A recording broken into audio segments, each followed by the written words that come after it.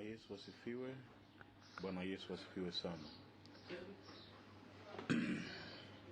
Tunaendelea na mafundisho ya neno la Mungu na tunaendelea na somo letu la teolojia ya Agano la Kale, na katika kuendelea na somo hili na tutasoma Zaburi ile ya 78. Tutasoma mistari kadhaa pale. Tutasoma mstari wa 4, wa 8 na wa 9. Zaburi ya 78 mstari wa 4 na wa 8 na wa 9. Lakini unaweza kusoma Zaburi ile yote na tutaisoma taratibu kadiri tutakapokuwa tunaenda kujifunza somo hili. Na hapa tunazungumza juu ya ghadhabu ya Mungu. Ghadhabu ya Mungu. Katika mstari wa 4 anasema, hayo hatutawaficha wana wao, huku tukiwaambia kizazi kingine sifa za Bwana na nguvu zake na mambo yake ya ajabu aliyoyafanya, maana alikaza ushuhuda katika Yakobo. Soma mstari wa 8 anasema, naam, wasiwe kama baba zao, kizazi cha ukaidi na uasi, kizazi kisichojitengeneza moyo, wala roho yake haikuamini kwa Mungu. Wale wa Efraimu wenye silaha wapiga upinde walirudi nyuma siku ya vita. Unaweza kuendelea kusoma katika mistari mingine katika Zaburi hii. Mstari ule kwa mfano wa 48 na 49 anasema, akaacha ng'ombe zao wapigwe kwa mvua ya mawe na makundi yao kwa umeme. Akawapelekea ukali wa hasira yake, ghadhabu na uchungu na tabu,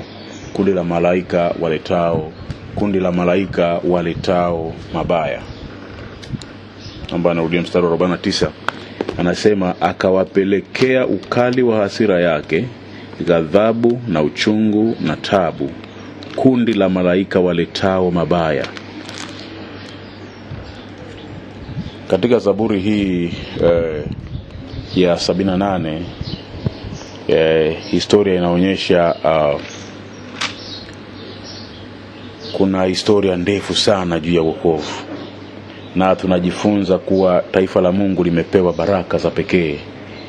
Pili, taifa la Mungu lina wajibu wa pekee kwa Mungu. Taifa la Mungu limechaguliwa, limepewa baraka za pekee, lakini pia lina wajibu wa pekee pia kwa Mungu.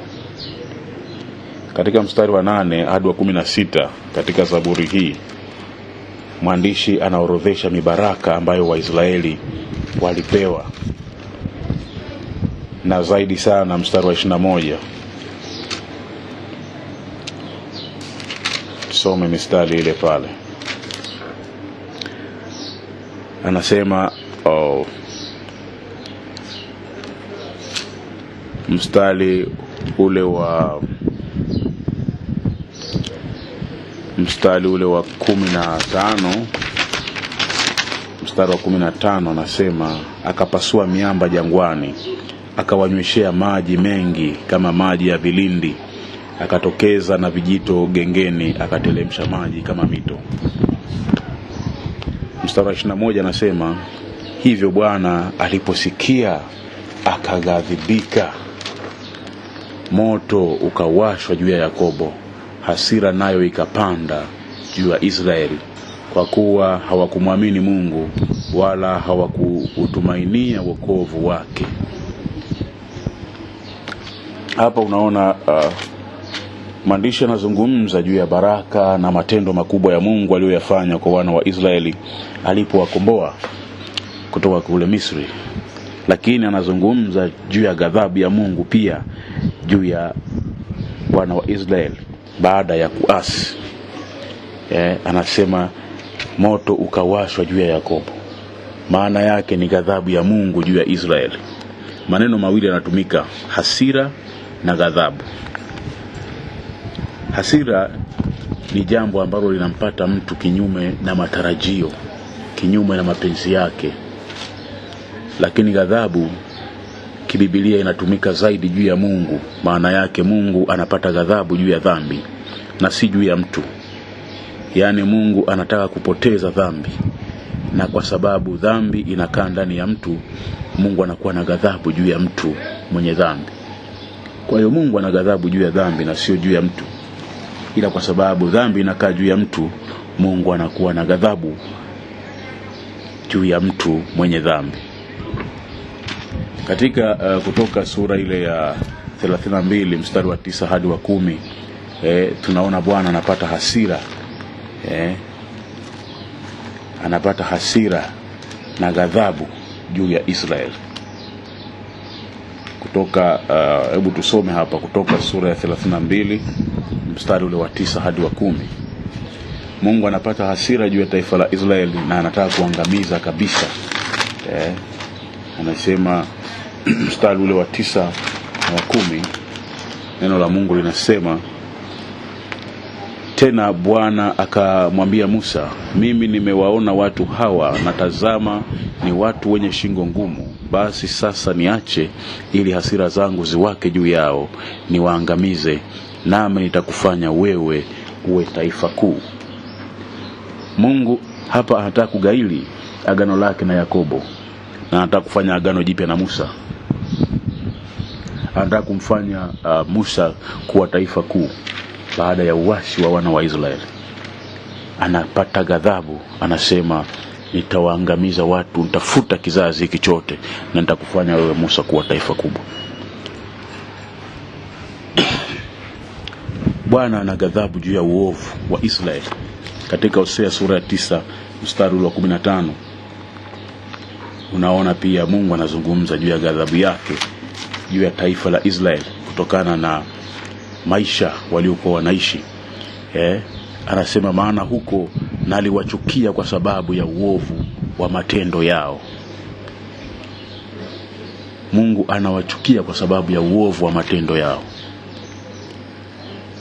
Katika Hosea sura ya 13 pia mstari wa 7 hadi ule wa 8, Bwana anaonyesha ghadhabu na kuwa ataangamiza kama simba. Anasema nitararua nyama ya mioyo yao. Kwa hiyo kwa Mungu hakuna neema juu ya uovu, bali ni ghadhabu.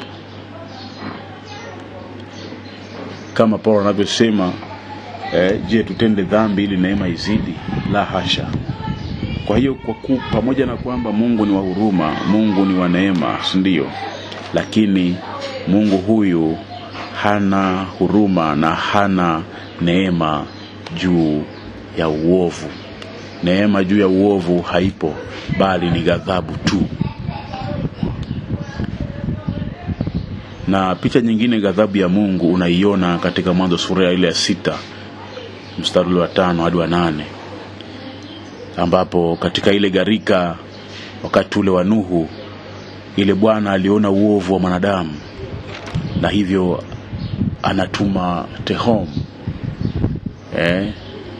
Anatuma Tehom kuweza kuangamiza ulimwengu wote, kuangamiza kizazi kile chote kwa sababu ya uovu wao.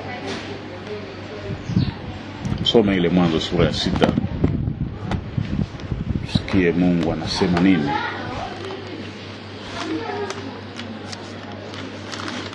Na katika Maombolezo sura ya 3 unaweza kusoma Maombolezo sura ya 3 mstari ule wa 22 hadi 33.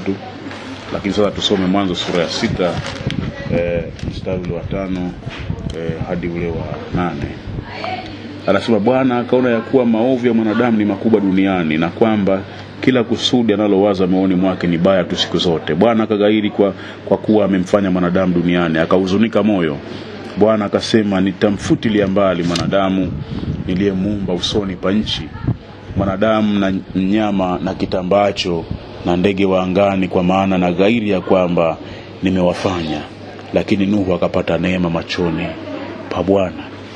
Wale watu wengine wote waliotenda mabaya hawakupata neema isipokuwa Nuhu, ambaye alikuwa amejitenga na uovu. Kwa hiyo ili upate neema machoni pa Bwana, lazima kujitenga na uovu. Huwezi kupata neema machoni pa Bwana ukiwa umeambatana na uovu. Lazima kujitenga na uovu. Kwa hiyo unaona ghadhabu ya Mungu ni juu ya uovu, na hakuna neema juu ya uovu, bali ni ghadhabu tu. Katika maneno haya mawili, ghadhabu pamoja na hasira, tunaona kwamba Mungu hafurahii uovu wa watu wala kuwatesa. Hataki watu wake wapotee, hataki waangamizwe. Ni nia ya Mungu kwamba watu wakae katika neema yake. Soma katika Ezekieli ile sura ya 33. Ezekieli sura ya 33 mstari ule wa 11. Neno la Mungu linasema, waambie, kama mimi niishivyo, asema Bwana Mungu, sikufurahii kufa kwake mtu mwovu, bali aghairi mtu mwovu na kuiacha njia yake mbaya akaishi. Gairini mkaache njia zenu mbaya. Mbona mnataka kufa, enye nyumba ya Israeli? Hii ndio nia ya Mungu, kwamba watu wagaili mabaya, watu wagaili uovu, na warudi katika kweli, warudi katika njia yake, waweze kumfuata yeye, waweze kukaa katika utii wa neno lake. Hiyo ndio nia ya Mungu.